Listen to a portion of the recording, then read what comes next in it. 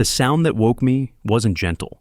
It was a sharp, splintering crack that sliced through the 5 a.m. silence of the lake. For a moment, I lay there in the dark, my heart kicking against my ribs like a trapped bird.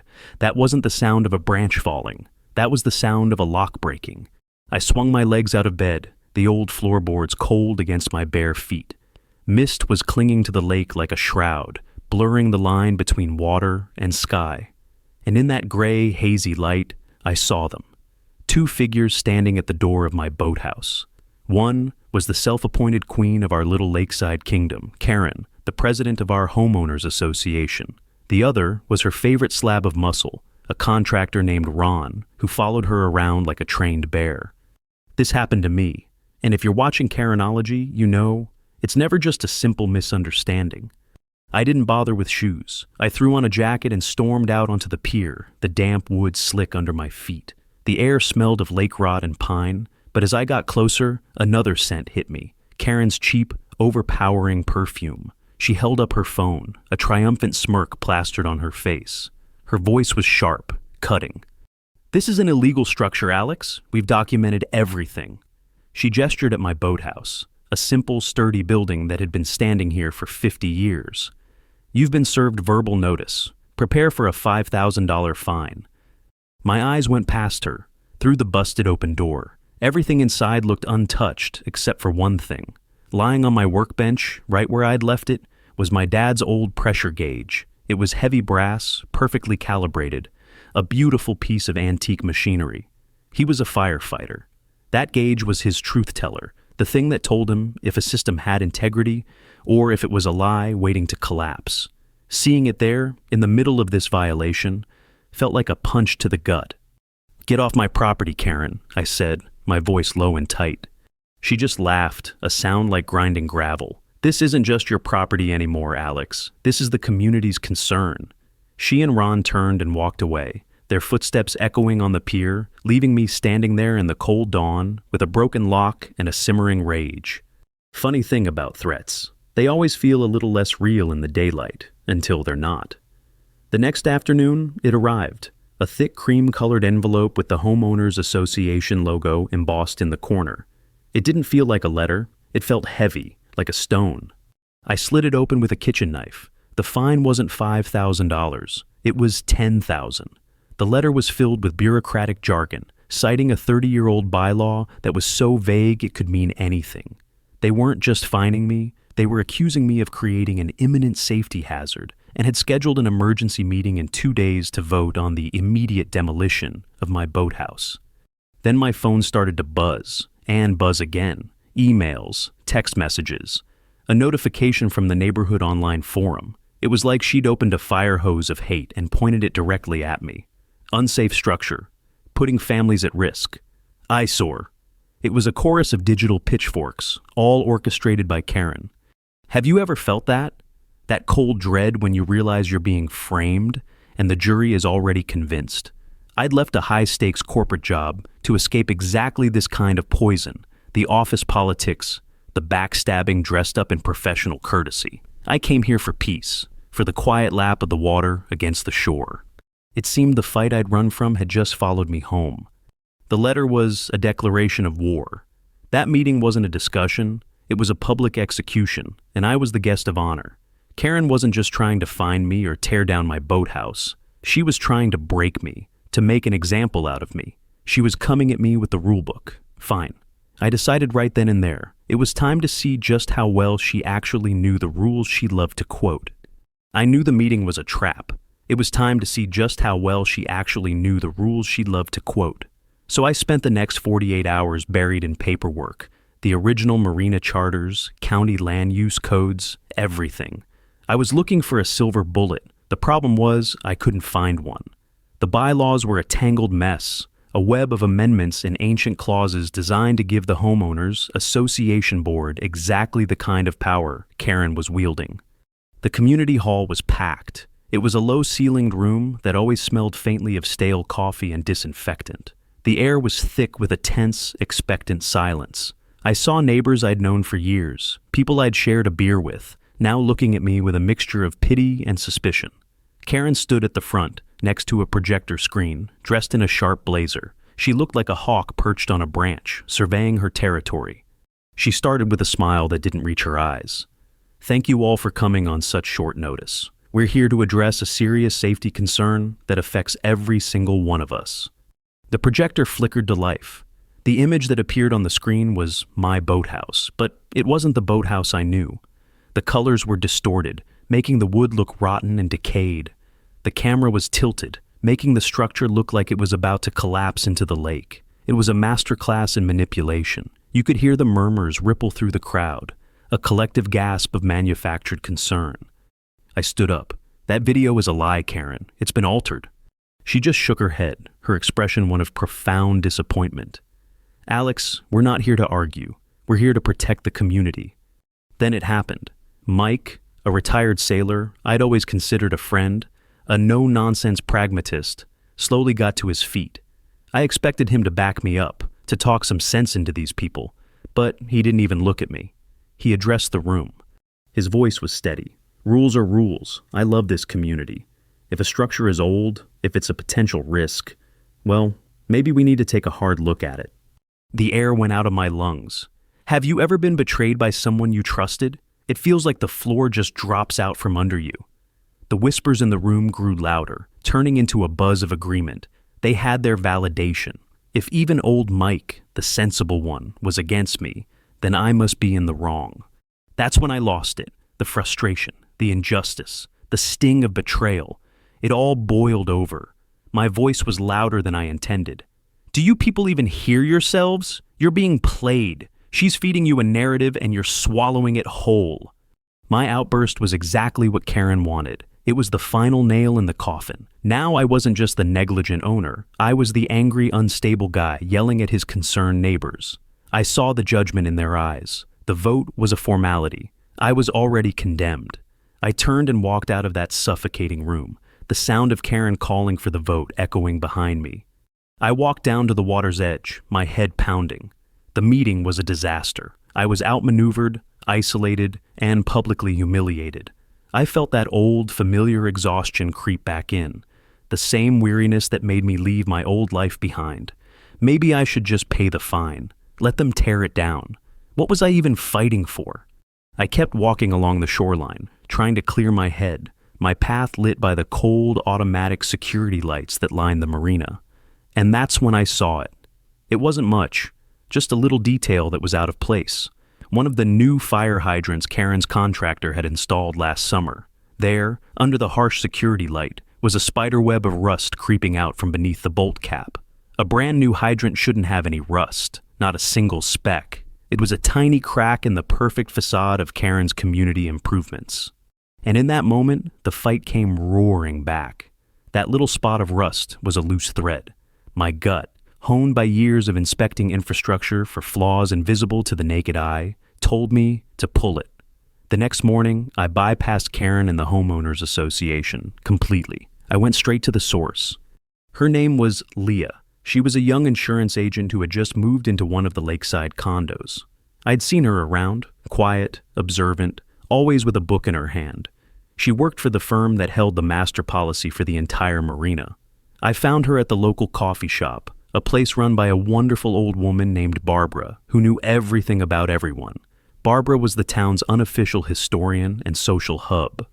I bought Leah a coffee and laid it all out.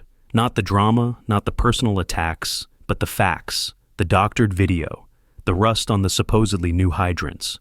"I'm not asking you to take my side," I said, keeping my voice even. "I'm asking you to look at the risk. Your company is insuring this place based on upgrades that might not be what they seem." Leah listened intently, her expression unreadable. She didn't say much, just tapped her pen on her notebook. But I saw a flicker of professional curiosity in her eyes. "That's a serious allegation, Alex," she said finally. "The premiums for the marina did go up significantly after those upgrades. The justification was enhanced fire safety." I nodded. "Exactly. You're paying for a brand new fire suppression system. What if I told you I don't think you got one?" She gave me a non-committal, "I'll look into it." But as I left, I saw her through the window talking to Barbara. Leah was the social observer, the one who heard the whispers. And Barbara was the library of those whispers. It was a start. But Karen was always 2 steps ahead. The next phase of her attack wasn't a formal letter or a public meeting. It was insidious. It was a war on my reputation. My small business, servicing and winterizing boats for people around the lake, was my livelihood. It was built on trust and word of mouth. Overnight, that trust began to evaporate. It started with online reviews. A dozen 1-star ratings appeared on my business page. Vague, anonymous complaints. Unreliable, damage my property. Overpriced. These weren't from any of my actual clients. It was a coordinated bot attack designed to sink my rating and scare off new customers. The phone stopped ringing. A couple of my regulars called, apologetically, to cancel their winter service contracts. They'd heard rumors. The economic pressure was a physical weight. My income for the fall season was projected to drop by 70%. The $10,000 fine was no longer just an insult. It was a genuine threat. This is how she operated. She didn't just come at you from the front. She attacked your flanks, your wallet, your good name. Then Mike, the old sailor who had turned on me at the meeting, showed up at my door. He looked uncomfortable, shifting his weight from foot to foot. He held out a rolled-up set of blueprints. "Look, Alex," he mumbled, not meeting my eye. I felt bad about the meeting. "You're a good guy. Karen's going too far." He unrolled the prints on my kitchen table. "This is the developer's plan for the new condos. Look." He pointed to a section. "It shows your boathouse is slated for demolition anyway. It's part of a bigger land deal. You can't win this fight." It was meant to be an act of kindness, a warning to cut my losses. But as I looked at the plans, my inspector's brain kicked in again. The architectural stamp in the corner, it was blurry, slightly pixelated. A high-quality scan would be crisp. This was a copy of a copy, or worse. It was a forgery. I felt a cold chill. This wasn't Mike trying to help me. This was Karen, using him to feed me a piece of disinformation. A false map designed to lead me down a dead-end path, to make me fight a battle against a phantom developer while she consolidated her real power. He wasn't just a traitor, he was a pawn in a much bigger game, and I had just been handed the enemy's playbook. I rolled up the fake blueprints and handed them back to him. "Thanks, Mike," I said, my voice betraying nothing. "I appreciate you looking out for me." The look of relief on his face told me everything I needed to know. He thought I'd bought it, but as he walked away, I wasn't looking at him. I was looking at the real map of this conflict, and it wasn't about land deals or developers. It was about faulty pipes and fraudulent invoices, and I knew exactly where to dig. I looked at the fake blueprints on my table. This wasn't just an attack anymore. It was a chess game. Karen thought she'd just put me in check, forcing me to chase a ghost.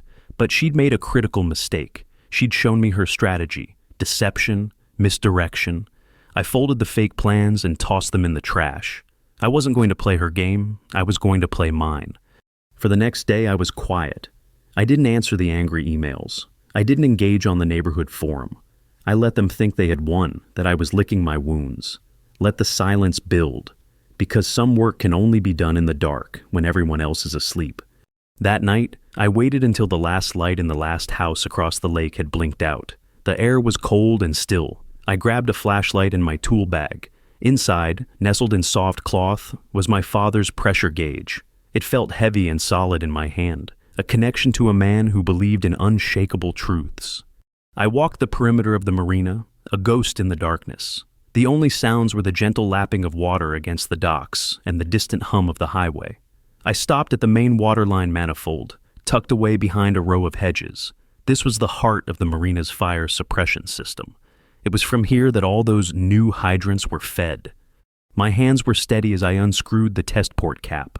The metal was cold. A faint hiss of air escaped. I threaded the brass fitting of my father's gauge onto the port. For a moment, I just looked at it, the moonlight glinting off the glass face. This tool had never lied. It had saved lives by telling the hard truth about pressure, about integrity.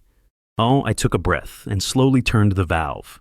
I expected the needle to jump, to slam against the pin at 150 psi, the standard for a system like this, but it didn't. The needle trembled, then reluctantly crawled up the dial. It stopped at 40. 40 psi. That wasn't enough pressure to fight a campfire, let alone a boat fire. It was dangerously criminally low. This whole system was a lie. A multi-$100,000 fraud painted fire engine red. Karen and her contractor hadn't upgraded a thing. They'd installed cheap substandard junk and charged the community for the best, pocketing a massive difference. The rust was real. The danger was real. And the insurance policy covering all of us? It was worthless. I was screwing the cap back on when I heard a twig snap behind me. I spun around, my heart hammering, flashlight beam cutting through the dark. It was Mike. He stood there, looking older and more tired than I'd ever seen him, his hands shoved deep in his pockets. "She's lost her mind, Alex," he said, his voice a low rasp. I heard her on the phone with the contractor, laughing. They're planning to use the demolition funds to pay for a special assessment on their own properties. It's not about safety. It was never about safety. He took a hesitant step forward and held out a crumpled sheaf of papers. "I'm not going down for this. I'm a sailor, not a thief." I took the papers. They were the real invoices, the ones from the supplier to Ron's contracting company. The numbers were sickening. They had paid pennies on the dollar for the parts, then billed the homeowners association 10 times the amount. It was all there, in black and white. The physical proof was in my hand. The financial proof was in these papers. "The annual Founders' Day picnic is this weekend," I said, my voice as cold and clear as the night air. "Karen's planning to give a victory speech." Mike just nodded, his face pale in the moonlight. I looked from the invoices to the dark, still water of the lake. A speech, a celebration of her achievements. It was perfect. She wanted a public spectacle. I'd be happy to give her one. The Founders' Day picnic was the social event of the season at the Marina. It was a day of forced smiles, potluck salads, and neighborhood gossip. This year, however, there was a charge in the air, a tension that even the cheerful checkered tablecloths couldn't hide. Everyone knew this was Karen's victory lap. I arrived late. I made sure of it. By the time I walked onto the main pier, Karen was already at the makeshift podium, basking in the warm afternoon sun. She was wearing a crisp white suit, the picture of civic virtue. She'd just finished her speech, and the crowd was giving her a polite, if not overly enthusiastic, round of applause. "And so," she said, her voice amplified by a small speaker, "we can all rest easier knowing that our community is safer, our standards are higher, and our homeowners association is working tirelessly for you." That was my cue. I walked towards the podium, and a hush fell over the crowd. I wasn't carrying a folder of papers or a lawyer's briefcase. I was carrying my father's old pressure gauge. It was heavy in my hand. "Karen," I said, my voice calm and clear, cutting through the silence. "That's a wonderful speech. It's great to hear how much safer we are. I was so inspired, I thought we could all benefit from a little demonstration of that safety." A confused murmur went through the crowd. Karen's smile tightened. "Alex, this is hardly the time or the place."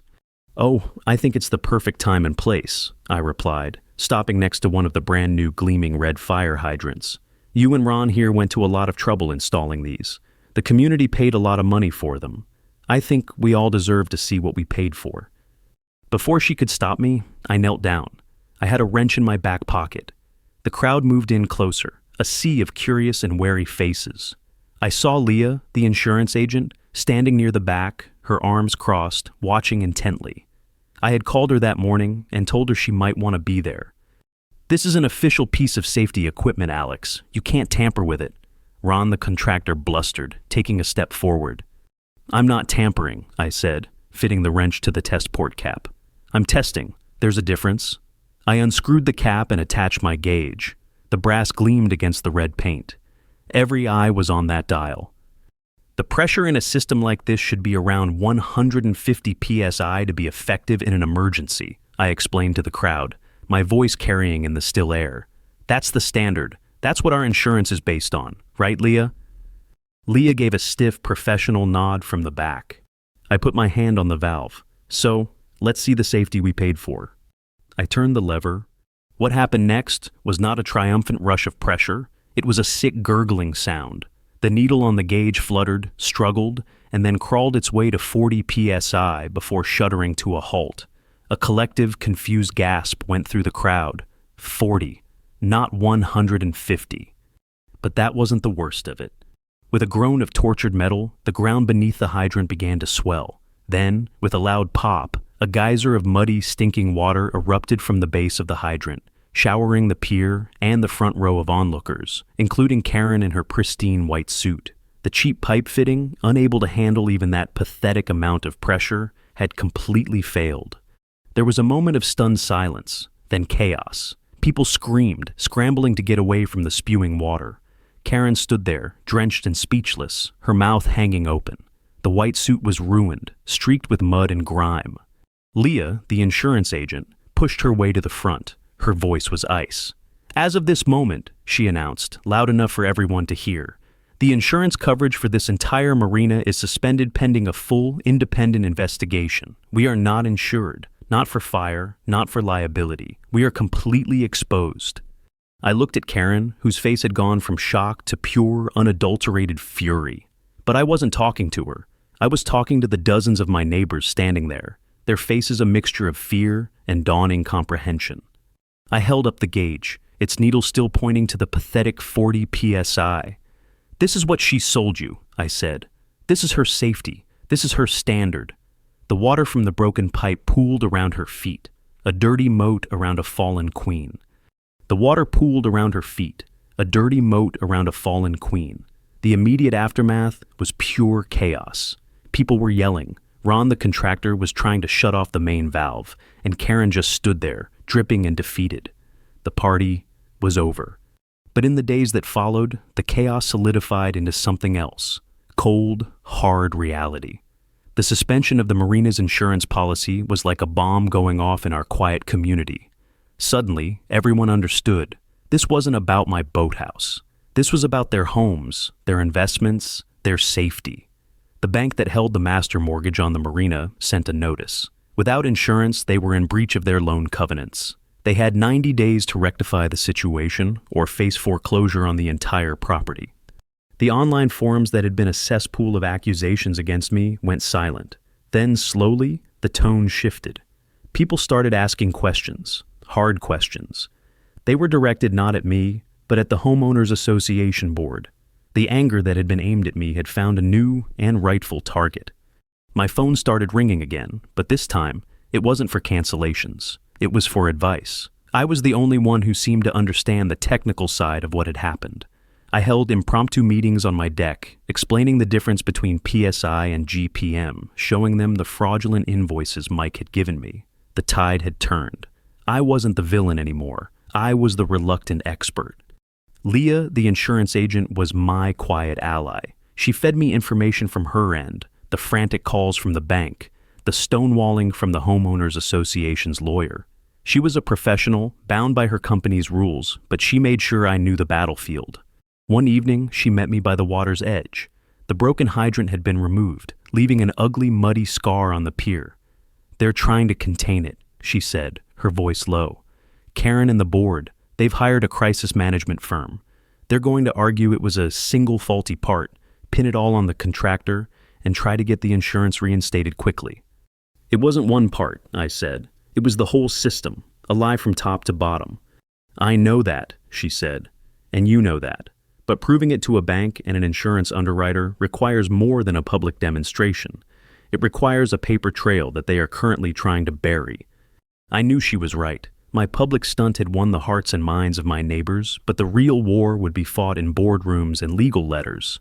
And Karen, even disgraced, still held the official power. She could bog this down in committees and legal challenges for months, maybe years. By then, the bank might have already foreclosed. We were winning the battle, but could still lose the war.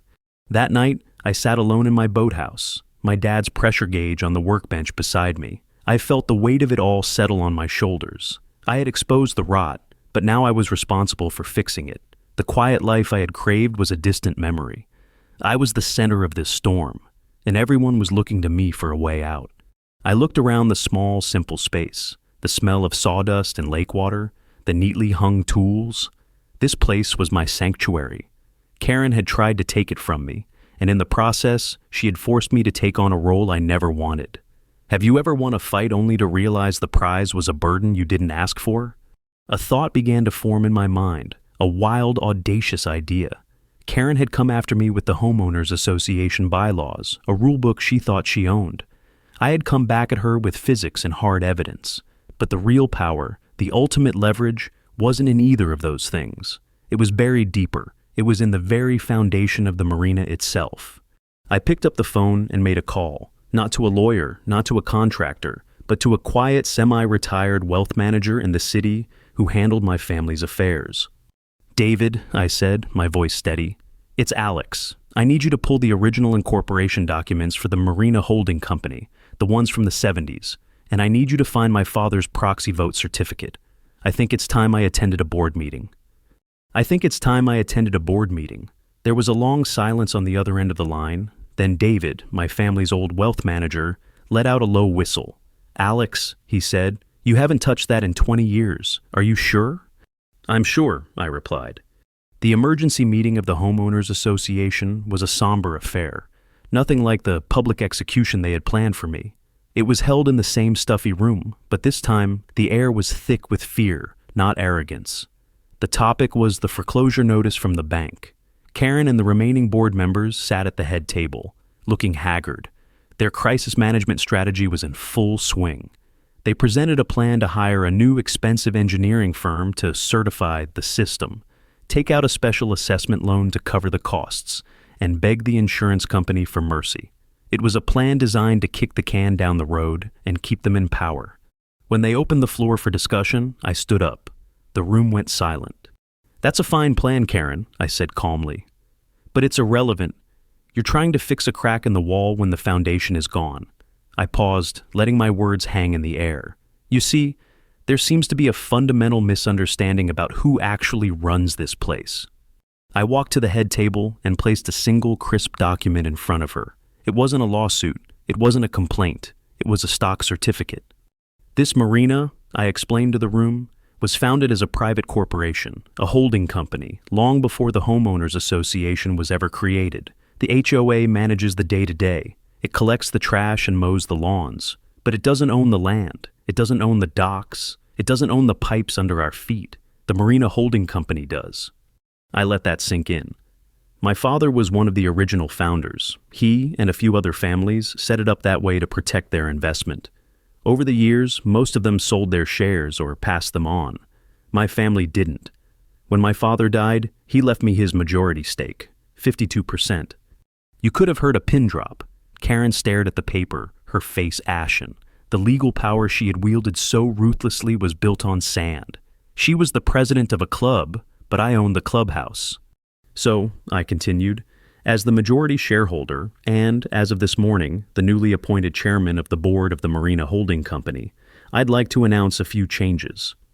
At first, the management contract with the Homeowners Association is under review and will likely be terminated. Second, I'm personally guaranteeing the funds for a complete, top-to-bottom replacement of the water system, to be overseen by an independent firm of my choosing. The insurance will be restored. The bank will be satisfied. There will be no special assessment."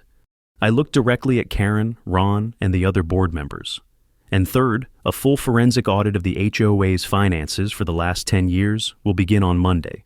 I've already hired the firm. I'm sure the district attorney's office will be very interested in their findings." It was over, not with a bang, but with the quiet, devastating finality of a corporate takeover. There were no more arguments, no more votes. I had taken the rulebook they had used to terrorize me and replaced it with a much, much older one. Later that week, as the new engineering crews began their work, I stood on my deck, watching the sunset paint the lake in shades of orange and purple. My quiet life was gone. I was now the reluctant king of this small kingdom, with all the headaches and responsibilities that came with it. The trust with some of my neighbors, like Mike, would never be fully repaired. That was the price. My victory wasn't about revenge. It was about reform. I had a choice. I could have sued them into oblivion, burned it all down. But that wasn't the point. What would you do? Would you choose justice, or would you choose peace? I chose to rebuild. We formed a new transparent advisory council made up of residents. The power was finally where it belonged, with the people who lived here. I walked into my boathouse. On the workbench, my dad's old pressure gauge sat gleaming in the fading light, a simple tool built to measure integrity. I picked it up, feeling its familiar weight. I had won, but I had also accepted a new burden. The fight was over, but my work was just beginning, and for the first time in a long time, that felt exactly right.